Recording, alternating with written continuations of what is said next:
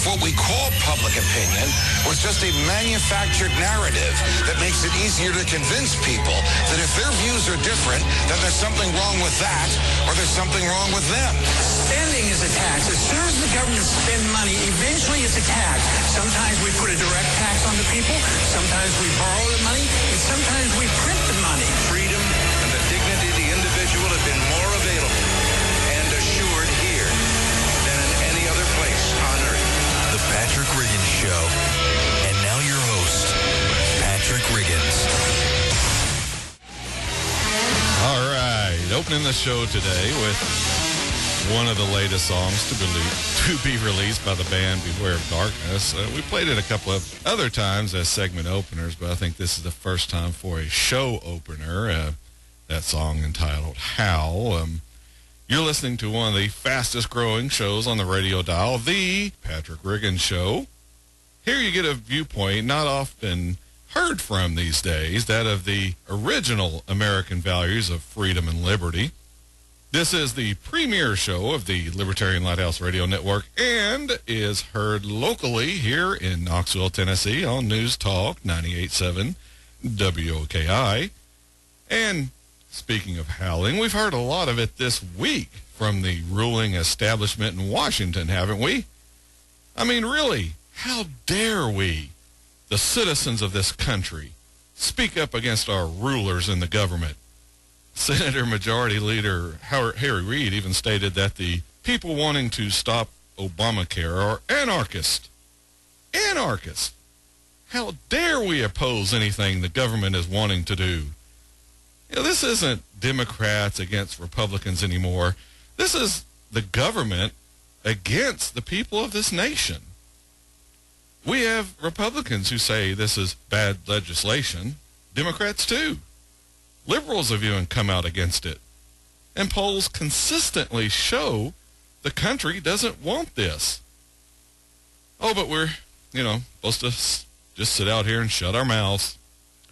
Take whatever Congress passes and learn to live with it. If someone speaks up, if someone demands that Congress follow the Constitution, well, hey, they're the bad guy now. They're the person who is being an extremist. If you look at the Constitution, these government people are the extremists.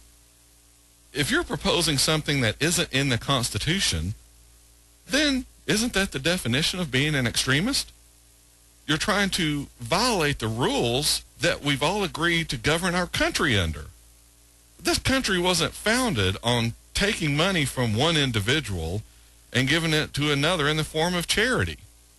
That isn't the American way. That isn't being an American. Those aren't our true, original American values. But listen to the president who describes our country as compassionate. That's why we have to pass Obamacare. This is indicative of how wrong these types of people are.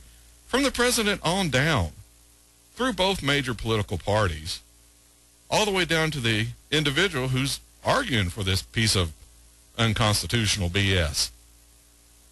Our country's people are compassionate. The citizens of this country give more to charity than any other country in the world. You see, our government was not set up to be compassionate. It was set up to be fair and to treat everyone equally. Sure, we had some bumps with the slavery issue, but we got those ironed out. Just read the Declaration of Independence, and you can get a sense of how our founders felt. All men are created equal with certain inalienable rights. So yes, our people are compassionate, but our government is just supposed to be fair and equal. If we, as a country, were supposed to take money from one citizen to pay the bills of another, then we would have written it into our Constitution. We'd have put in there that a certain percentage of every American's wages will be taken and put into a big pot to be distributed in a way as seen fit by the government of the United States. If that was what our country was founded on, then it would be written out plain as day. But it isn't. That's because no one would have voted to ratify the Constitution had that been included in it. When you hear someone saying, our country has always cared for the poor, Now you can correct them. No, our country's people have always cared for the poor. Our government isn't supposed to be doing that. If it were, it would be in the Constitution, would it not? And it isn't just one party or the other doing this, it's both of them. Just look at how Senator Ted Cruz was attacked, not only by the Democrats, but by the Republicans as well. His own party attacking him for opposing legislation that's bad for this country. The reason we have Obamacare to begin with is because we let it happen.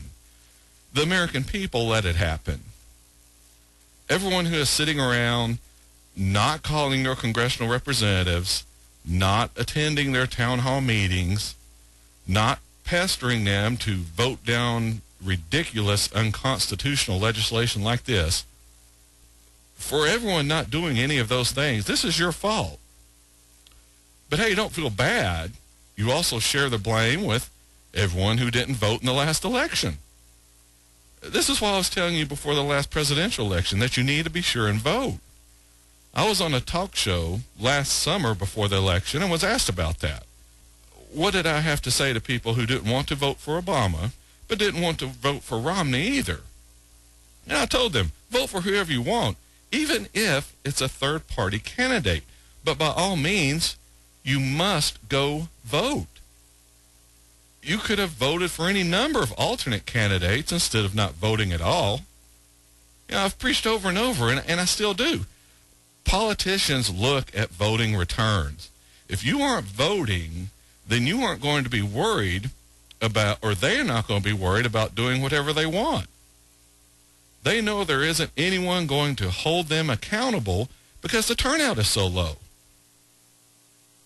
Look at it this way. Who's putting these people into office? Who's voting your congressional representatives into office? Well, if your voter turnout is low, and across this nation it is, if the voter turnout is low, then it's their own people putting these candidates into office. The people supporting that particular candidate are going to vote for them. You know, that's a given. So who's not voting for this particular candidate? Well, it's the supporters of the people who are voting for the other candidate. So who do we have left? Well, it's the majority of the eligible voters. How do I know that? Because just about every election day, under 50% of the eligible people vote. Oh, the presidential election, they'll put that number into the 60% range or so, but that still leaves 40% or more not voting. So when a winning politician and their consultants sit down and look at the election returns, they understand, hey, all I have to do is please these people voting for me, and I'll easily win again. They don't have to listen to your griping because the odds are you aren't going to vote for them anyway. And who cares? They don't need your vote. They look at the returns and say, I have the numbers to beat the challengers, so I'll win again.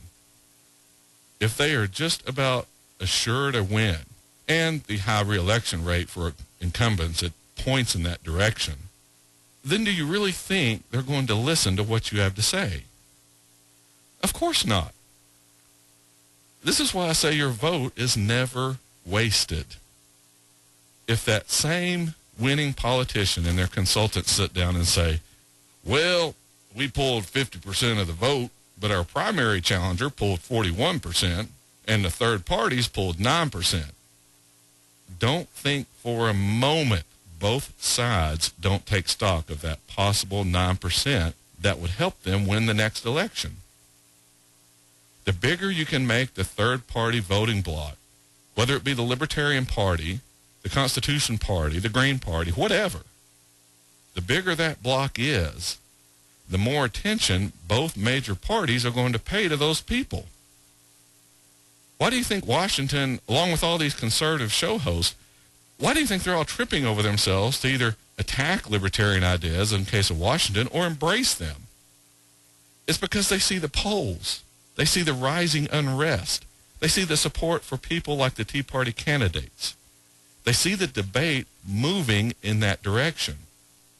Who are the people trying to tell you these libertarian ideas are dangerous? It's the establishment of both parties, along with the media in Washington, D.C. They don't want the power moved out into the country, out to the citizens. All these people have worked hard to concentrate as much power and control in Washington as they can, and you can be sure they're going to fight to keep it there. All right, unfortunately, it's that time that we have to go to break and play some messages from our sponsors.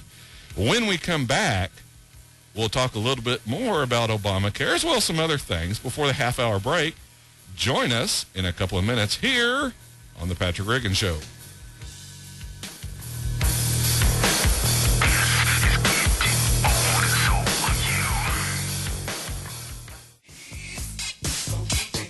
And welcome back to the Patrick Reagan Show here on the Libertarian Lighthouse Radio Network and the News Talk 98.7 WOKI. Playing a little Foxy there to get that song stuck in your mind today. At the end of that first segment, we were talking about both political parties not listening to the American people. And during the break, it reminded me of something that what happens quite often. People will ask me, "Hey, Patrick, what political party do you support?" What I tell them usually surprises them. I tell them none of them. Human beings are in every political party. And you can't trust any of them once they get into power. The founders knew this very, very well.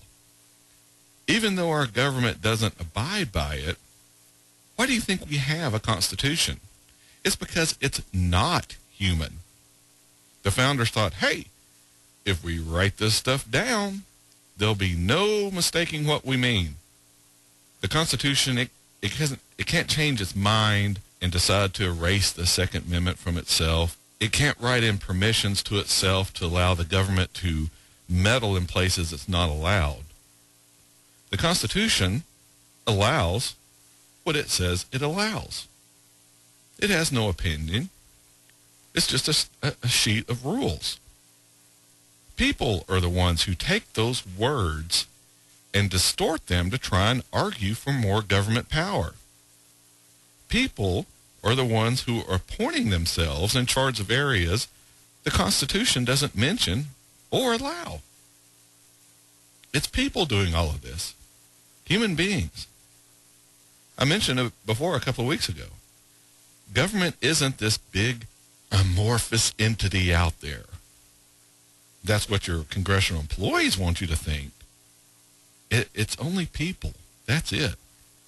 Oh, we can't stop Obamacare. It's the law of the land now. We can't fix Social Security. It's too complex to unravel. It's like all of these laws take on a life of their own, and we can't touch them. The crazy thing is these people in Washington are playing politics with our money, our freedom, and with Obamacare, our medical care. They don't give a hoot whether it's good for their economy or not. They don't care whether it strips away your freedom or not. They want the political win. It's all about their ego. Protect the president because he's a Democrat. Not because he's right or wrong, but because he's a Democrat. Protect the party at all costs. Besides, Congress got their exemption from Obamacare. It isn't really going to affect them. It's us, the citizens of this country, who are getting screwed over. This is why we have Republicans up there, and yes, even ones from my state of Tennessee. These Republicans are saying, just let it pass. So when it fails, we can blame Obama and the Democrats. They're saying, there's no way it's going to work. It's going to go bust, and then we can lay all this misery at the feet of the Democratic Party. In the meantime, never mind how much damage it's doing to this country. No, that's not important. What's important is screwing the other party over. That's the goal here. This kind of thinking is absolutely insane because, number one, Social Security has been around since August of 1935. It's already bankrupt. There is not any money in Social Security. The government has even admitted it. The money that goes out today is taken from taxpayers yesterday. There is no trust fund. Retirement planners even tell the younger people today, hey, don't count on getting your money back. Anytime someone proposes a fix or talks about changing the program to make it workable, they're attacked. They're accused of wanting to hurt the elderly. It's never about fixing the problem. It's about politics. So it's, for all intents and purposes, collapsed. Yet the program is still here, just like Obamacare will be in 80 years. Point number 2, who are we teaching a lesson to by passing bad legislation? The Republicans think by allowing Obamacare to pass and having it fail will do wonders for their party at election time. But who's paying the price for all of this? It isn't them. As I just said, they have their exemptions and subsidy. They aren't paying the price. We, the citizens of this country, we are the ones paying the price for the lesson. So what the Republicans are saying is, we, the citizens, have to pay the price for teaching the Democrats the lesson of voting for Obamacare? Now, how is that fair? This whole line of thinking is like shooting someone in the foot so they'll learn not to do that. Oh boy, I'm glad you shot me in the foot. Now that I know how bad it hurts, I'm going to be sure and not do that. No, the answer is to not shoot someone in the foot in the first place. It's like the government is injecting the country with the plague, so we're all learn that we don't want to catch it. No, the answer is not to catch it in the first place. You don't pass bad legislation to teach the other party a lesson. That's just stupid. If this is a sign of the intelligence level of the Republican establishment, it's no wonder you lost the last presidential election. All you have to do is look down the road to see where we're going. Government cannot continue getting bigger and bigger. It simply won't support itself. Look at history. Now, don't be one of these people who stick their heads in the sand hoping it won't happen. It's all in the numbers, and the numbers don't lie. The numbers have no agenda. The government is raising its debt limit over and over again. How many times have you heard a debate on lowering it? Oh, yeah, we don't need this high a debt limit. We're not using this much money, so let's lower it. Never. You've never heard that. So how long do you think this can continue? 5 years? 10 years? Or do you not want to think about it? You don't want to consider it because you might feel obligated to do something about it, and you don't want to do that. Maybe you're too lazy. Maybe you're too busy. Maybe you just want to ignore that diagnosis of cancer.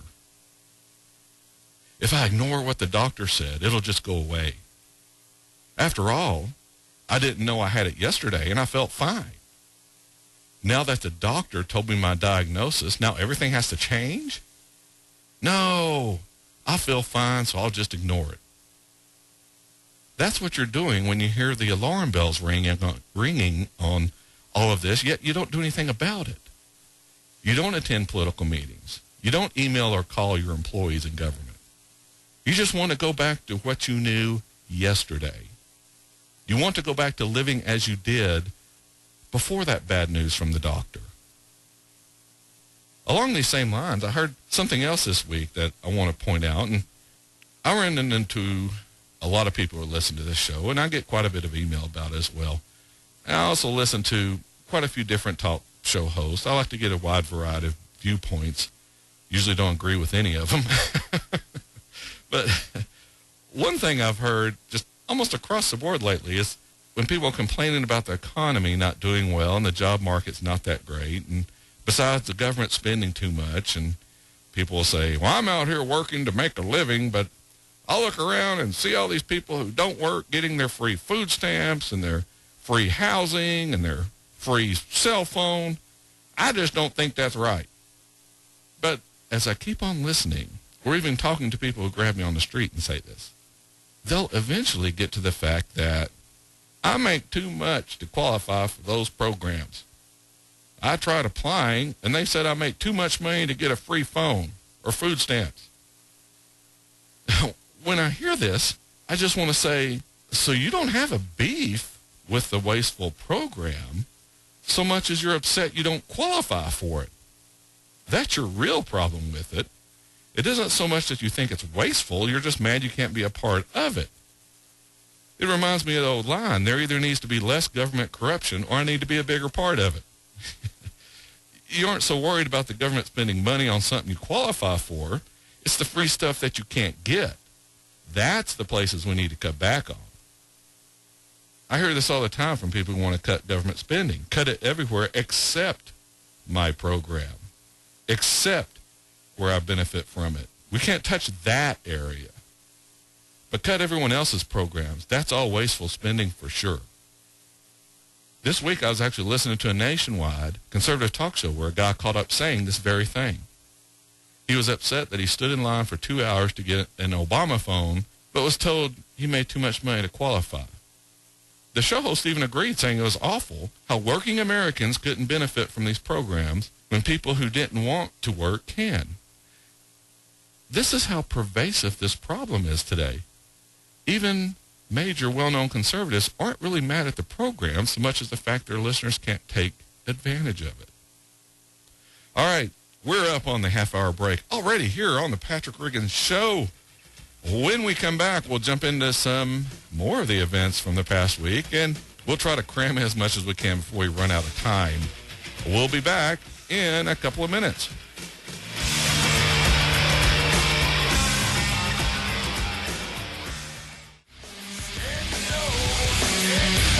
Standing alone.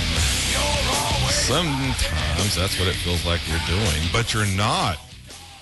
We're here along with the rest of this vast and rapidly growing audience. Welcome back to the Patrick Riggins Show on the Libertarian Lighthouse Radio Network and locally on News Talk 98.7 WOKI. I'd like to finish up a couple of thoughts real quick from that last half hour. I was mentioning how unchecked government, which is what we're developing in this country, but unchecked government will eventually end up with all of the power and the citizens with no or very little freedom. And people look at totalitarian countries and wonder how they got that way. Well, you're living one of the ways it happens right now. Government continues growing and taking in more and more power and money. It continues dominating the lives of the citizens until one day we look back and realize what's happened, but it's too late to try and change anything. There is so much money and power to be had that it creates a ruling class that doesn't want to give up its privileges. Just listen to all the yelling and screaming anytime we talk about cutting back government. And it's just a couple of percentage points. Why do you think the world is going to end if we don't get a continuing resolution passed this week to fund government? The dirty secret is the government's worried you'll realize we really don't need it for everything. That we can start getting along pretty well without all of its interference. That's why they use emotional arguments instead of logical ones. We talked about how they do that just a couple of weeks ago. You can check our archives at youtube.com/Patrick Riggins Show. This week, though, you're going to hear more and more of this. If we do have a government shutdown, expect all of the high-profile offices to be closed. You see, you have to be punished for your insolence. You have to learn your lesson that government has to get all of the money it wants. If you stand up for your rights, well, now you're a fringe anarchist, as Harry Reid called Senator Ted Cruz and the Tea Party. They try to label you as anti-government to marginalize what you have to say in the eyes of people who don't know any better. Well, no, we're not anti-government. We're pro-natural human rights. Harry Reid and all of that agree with him. Now, you're anti-constitutional because you seek to undermine it. There is no way you can make the argument that taking money at the point of a gun from a citizen of the United States of America is not an abuse of rights. None. That doesn't make me anti-government. That makes me anti-abuse of government. If I condemn a police officer for overstepping their authority, that doesn't make me anti-police. It makes me anti-police overstepping their authority. No one is saying get rid of government entirely. What they're saying is stop abusing the people of this country. John Philpott Curran, in a speech about the right of election in 1790, stated this: "It is the common fate of the indolent to see their rights become a prey to the active. The condition upon which God hath given liberty to men is eternal vigilance, which condition if he break, servitude is at once the consequence of his crime and the punishment of his guilt." In other words, you have to keep an eye on the people who will be trying to take away your rights. If you fail to do this, the consequence is serving those who took them. And that's what we're seeing right now in this country. We have a government actively involved in the daily abuse and or the outright removal of our rights, our freedom and liberty. If we don't stop it, we're condemned to serve it. I don't know how much of a better argument I can make for you getting active in reining in this out-of-control government. That quote, by the way, has been attributed to a number of people throughout history, but I wanted to use this version because, one, it's written down so I can be sure of the attribution, and two, it goes into a little bit of detail on why the price of liberty is eternal vigilance. The founders knew what people were like when they get into power. They had the intelligence and the foresight to look down the road and see how things would evolve. That's why they bothered to put all this in writing, these rules by which our government is supposed to live. If they thought people could be trusted, they wouldn't have bothered. But they knew the tendencies toward abuse by humans with authority and knew it had to be chained down by the Constitution, as Thomas Jefferson stated. Here's his quote right here. "The two enemies of the people are criminals and government. So let us tie the second down with the chains of the Constitution, so the second will not become the legalized version of the first." Now, to simplify that, the two enemies of the citizens of this country are criminals and government. If the government doesn't obey the Constitution, then it will become a criminal as well, just with legal authority. Again, which is what we're seeing right now. The government is engaging in actions that should you do them, you'd be charged with a crime. That should tell you something's wrong. I said it last week, either we all stand equally before the law, or our country isn't the beacon of freedom and liberty we say it is.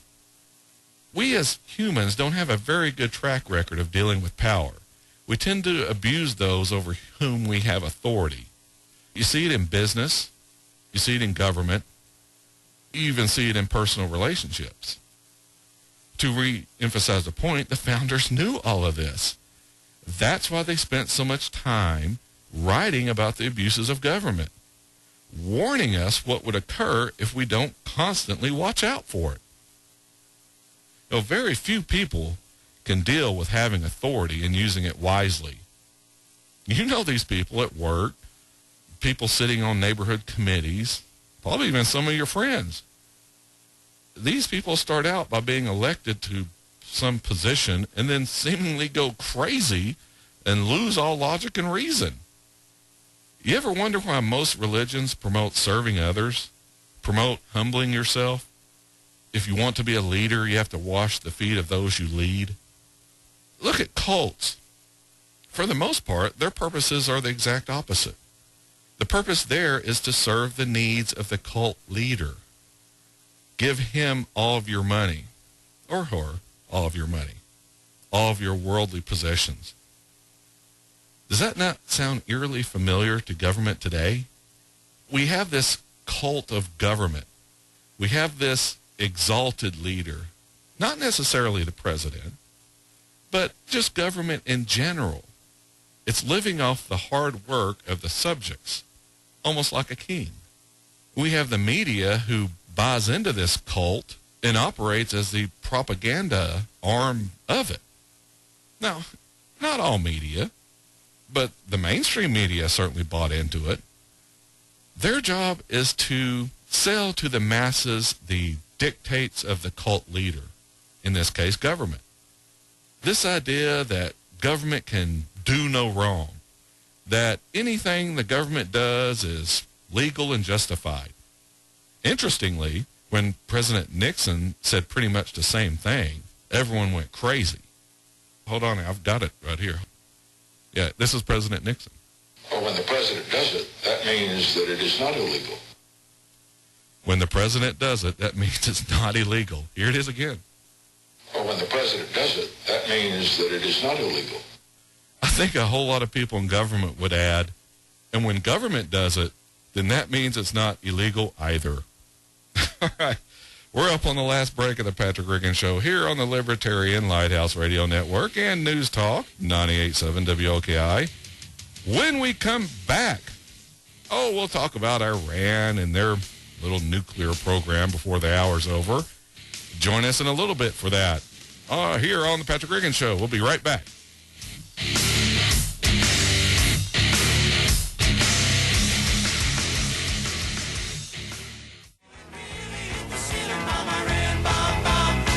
Welcome back. Bomb Iran. It's funny how we vacillate back and forth about that country, isn't it?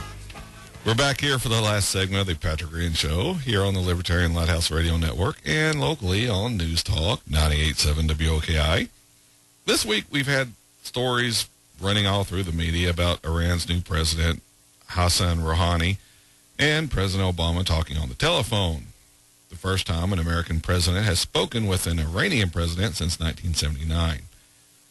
One of the stories said Obama said he believes an agreement is possible regarding Iran's nuclear ambitions that could lead to better relations. Quote, while there will surely be important obstacles to moving forward and success is by no means guaranteed, I believe we can reach a comprehensive solution, unquote. That's what he told reporters during a White House briefing. Regular listeners of this show have heard me talk about Iran and what we've been up to in that country back in the 1970s. If you haven't heard it, that segment, again, is over in our YouTube archives at youtube.com/Patrick Riggin Show. It's, let me look at here. It's August 24th. And the title of that segment is The CIA in Iran. Now, that's just the latest one. If you go back through the archives, you'll find more references to our foreign policy in that country. That's just how far ahead you are when you listen to this show. Last summer, I was talking about Iran and how we should deal with them. Again, you can check our archives there. Lots of good stuff in there. But getting back to my point, I've heard a lot of conservatives saying we shouldn't talk to Iran until it stops abusing its citizens and violating human rights. And when I hear that, I just think, you mean like our government is doing to us right now? Spying on citizens without warrants? Using secret courts of law where you aren't allowed to confront your accuser? Our government's murdering people around the world through drone attacks without giving the victims the chance to hear the charges against them, without giving them an opportunity before a jury of their peers to prove their innocence or guilt, one of our basic natural human rights. But let's not beat up on our own country. Let's look at Saudi Arabia or any of the other Middle Eastern countries who oppress their citizens. We don't like it, but heck, we'll still buy their oil. That's teaching those leaders a lesson, isn't it? Embargoes and the silent treatment doesn't work. Those are the immature games that kids play in the schoolyard. Yeah, you're not getting any of my candy. I'm not talking to you. That really worked at turning around Cuba, hadn't it? The only problem we're going to have with this is, what does Iran want? How much money are they going to extort from us? We're already sending money all over the world. What's one more country on the government aid bandwagon? Pretty soon, there'll not be any countries that the American taxpayer isn't supporting. For some reason, our government thinks it wise to not only make us pay the bills of our fellow citizens who don't want to do it themselves, they think it's a good idea if we pay the rest of the world's bills as well. That's what government aid is. It's money taken from American citizens at the point of a gun, under the threat of violence should you not pay your taxes. And that money is taken from you and given to both other citizens in this country and people living in other countries to pay their bills. That's it. Simple and pretty straightforward. To tie that into Obamacare, that's what it's all about as well. Paying for the medical care of other citizens because they don't want to pay for it themselves. So if you're earning a living, not only do you have to provide for your family, you have to provide for people both inside and outside this country. Does that sound fair to you? But getting back to Iran, I've heard over and over how if Iran develops a nuclear bomb, then they're going to use it against Israel. No, they're not. First off, Israel has their own nuclear bomb. We know it. The rest of the world knows it. So you can be sure Iran is well aware of it as well. The leaders of Iran know if they should nuke Israel, then they'll be retaliated against in such a way that, well, probably not too many people will be left in that country. But Patrick, those people are religious nuts who don't care to die. Really? If that was the case, wouldn't we be having wave after wave of suicide attacks coming from the faithful? Every day we'd be reading about all these attacks happening all over the region, in this country too, but we don't. Instead, what we're getting in this country are crazy people drugged out of their minds, shooting up malls and movie theaters and schools and military installations. If we want to make a dent in those types of attacks, maybe we should probably start restricting all the pharmaceutical medications that are driving these people to do these types of things. Don't look for that to happen, though, especially with Obamacare on the horizon. The drug companies are salivating at all the medication they'll be selling people. When going to the doctor is free and your drugs practically so, we'll be having more and more of these incidents in the near future. You know, too bad there's so much money involved with that. Lots of campaign contributions, lots of free trips and conventions for members of Congress to attend, lots of jobs for their family and friends. No, things are probably going to get worse here domestically unless we try to do something about it. Iran and their nuclear weapons program, that's not our problem. Our biggest obstacle to success, to our success as a country, it's really our own government. And that's what we need to start working towards. All this intervention all over the Middle East, it's none of our business. None at all. What we need to do is let them sort things out, and then we'll talk to whoever's in charge. All right, we're up on the last of the show here. If you want some more information about us, you can go to facebook.com/Patrick Riggins Show. That's our Facebook page, facebook.com/Patrick Riggins Show. Also, as I mentioned, youtube.com/Patrick Riggins Show. That's where our show archives are. And if you want to email us, again, patrickrigginshow@gmail.com. Pretty easy there, isn't it? It's all Patrick Riggins Show, all together. Or you can do it the old-fashioned way. Drop us a card or letter here to the studios on Old Kingston Pike in Knoxville, Tennessee. Hey, as we're signing off to this week, remember, liberty begins with you in your mind. Join me next Saturday afternoon at 4. We'll be fighting for freedom, liberty, and the restoration of the Constitution. Thanks for listening, and hey, have a great week. The captain and crew, like a man just released from indenture, as a dreamer dreams. Join us again next week for a solid dose of truth on the Patrick Riggins Show.